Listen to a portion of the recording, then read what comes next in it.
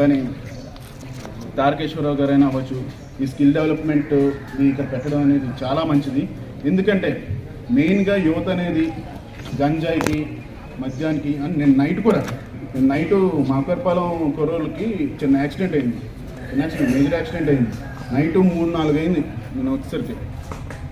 హాస్పిటల్కి వెళ్ళి మొత్తం అంతా చూసి, ఎందుకంటే డ్రంక్ అండ్ డ్రైవ్ ప్రతి ఒక్కరు కొన్ని డ్రింక్ చేస్తున్నారు, డ్రైవ్ చేయొద్దని చెప్పినా కూడా వినట్లే. నాకు మొన్న ఒక చిన్న సన్నివేశం చెప్తానండి. మేము నర్సీపట్నంలోని మొన్న డిఐజీ గారు వచ్చారు కదా సార్, డిఐజీ గారు సత్యనారాయణ గారు వచ్చారు, సత్యనారాయణ గారు. సేమ్ టు సేమ్ ఇదే డిస్కషన్ మాట. మనకి యువతకి అంటే ఎవరు ఖాళీగా ఉండకూడదు. ఖాళీగా ఉండడం వల్ల ఈ వ్యసనాలకి దీనికి లోన్ అవుతూ ఉంటారు. మేము డిస్కస్ చేసాం సార్. మేము నర్సీపట్నంలోని అంటే కొన్ని ప్లేసెస్ ఎంచుకున్నాం. ప్లేస్లోని ఒక shuttle court, volleyball court, cricket net పెట్టేసి మేము చేయడానికి ఒక 6 months టైంలోనే మొత్తం అంతా కంప్లీట్ అయిపోద్ది.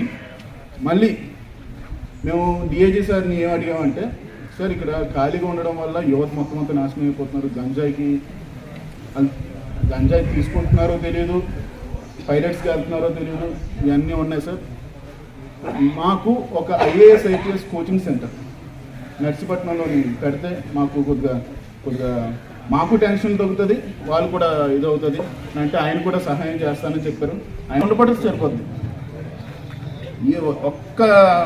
ఎలాగంటే నాకు ఇంజనీరింగ్ అయింది, నాకు ఇంజనీరింగ్ జాబే కావాలి అని అనుకోకుండా ఏ జాబ్ కనీసం ఏదో జాబ్ చేసుకుంటే వాళ్ళు హ్యాపీగా ఉంటారు సార్. దాని నుంచి నేనేం చెప్పలేను సార్. అలాగే మంచి చేసేటువంటి మన తారకేశ్వర గారు లాంటి వాళ్ళకి మన స్థాయిలో మనం ప్రోత్సహిస్తాం.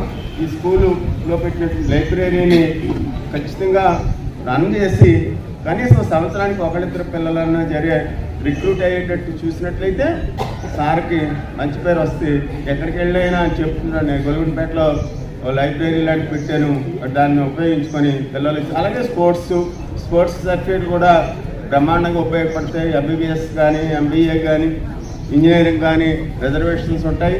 అలాగే NCCలోకి వెళ్తే NCC సర్టిఫికేట్లు ఉపయోగపడతాయి. ఇవన్నీ కూడా సాధారణంగా ప్రజలకి, యూత్కి వస్తూ మంచి ఆధారం. నేను లైబ్రరీ ఇక్కడ ఎవరు నిర్వహిస్తారో మన సార్ కూడా చెప్తాను, సెల్ ఫోన్లు అలౌ చేయకండి. లేదా పుస్తకం పట్టుకెళ్ళి ఇందాక చెప్పారు, పట్టుకెళ్ళి కానీ ఇవ్వడం లేదంటున్నారు. అలా కుదరదు. మన లైబ్రరీలో రూల్స్ ఉంటాయి.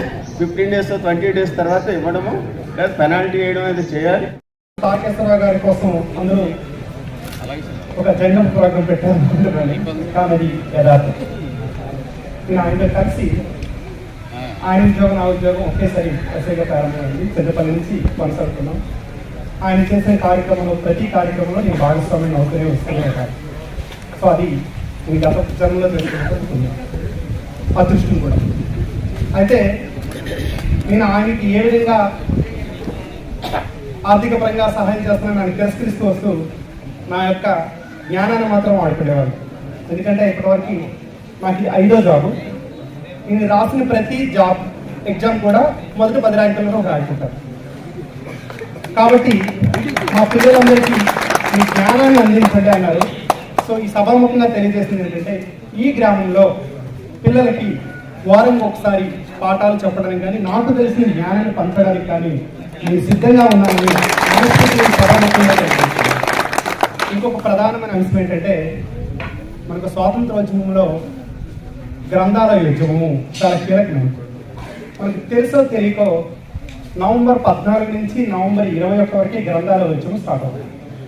ఈరోజు ఈ వారం కూడా అదే యాదృచ్ఛికంగా పడిందో లేదా సంకల్పమో తెలియదు, కానీ ఆనాటి గ్రంథాలయ ఉద్యమం ముఖ్య ఉద్దేశం ఏంటంటే, మన సహజంగానే ఆ రోజు ఉన్నటువంటి యువతని లేదటువంటి అంటే ప్రజలని విద్యావంతులు చేసి బ్రిటిష్ వారికి వ్యతిరేకంగా పోరాటం చేయడానికి గ్రంథాలయ ఉద్యమం ఉపయోగపడింది.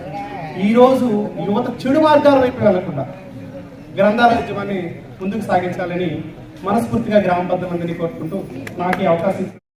ఇంట్లో ఎలా అయితే పూజ గది ఉంటుందో అట్లాగే మన గ్రామానికి ఉన్న విద్యాలయం అనేది, ఆలయం అని పెద్దలు పెట్టారు పూర్వం, విద్యాలయం మన దేవాలయం ఎలాగో విద్యాలయం కూడా మన గ్రామానికి అంతే. కాబట్టి దీన్ని ప్రతి ఒక్కరూ కూడా ఒక దేవాలయంగా భావించి మంచి పనులకు విద్యను అభ్యసించే పిల్లలకు ఆదర్శప్రాయంగా తయారు చేసుకోవాలి. ప్రతి గ్రామంలో కూడా ఇటువంటి విద్యాలయాలు శిథిలావస్థలోని ప్రతి గ్రామంలో కూడా ఉన్నాయండి. అవి కొంచెం మార్పు చేసుకుంటే చాలా మంచిది, అందరికీ కూడా ఉపయోగపడుతుంది. అలాగే మన ఎస్ఐ గారి పేరులోనే తారకేశ్వరుడు, ఈశ్వరుడు నామం ఉంది.